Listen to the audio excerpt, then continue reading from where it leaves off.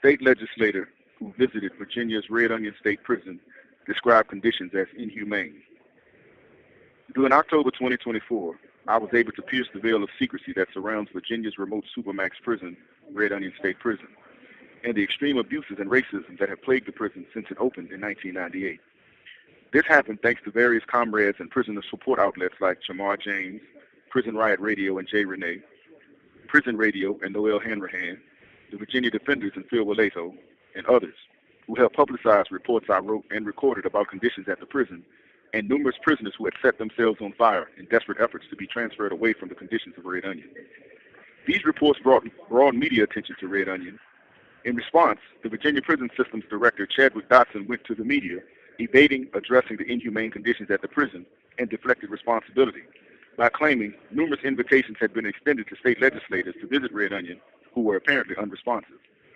One state legislator, Holly Seabold, who had visited the prison early in 2024, responded in a letter to Dotson on December 4th, 2024, criticizing his response and describing her own observation of Red Onion's conditions as, quote, inhumane, end quote.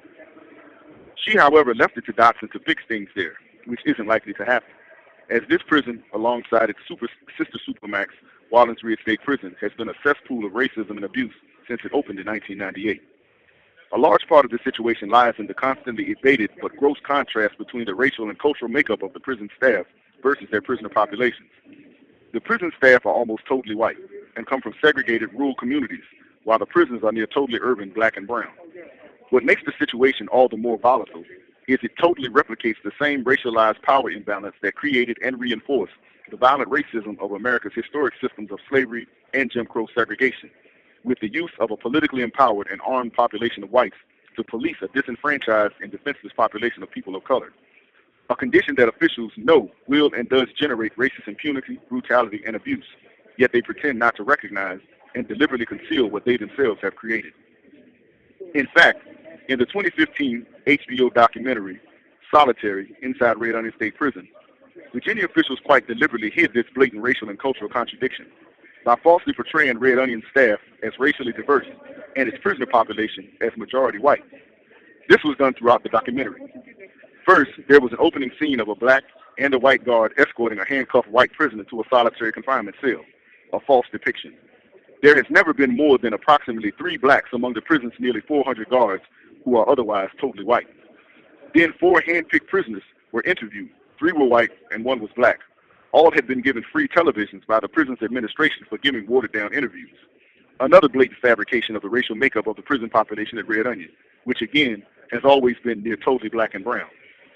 These false portrayals of the demographic makeup of Red Onion staff and prisoner population to the public was deliberate and made evident that Virginia officials feared showing the true racial composition and contradiction of these opposing bodies, knowing it would raise public questions and concerns about racism as a major cause of abusing conditions at these prisons, and the long history of complaints of racism coming out of Red Onion.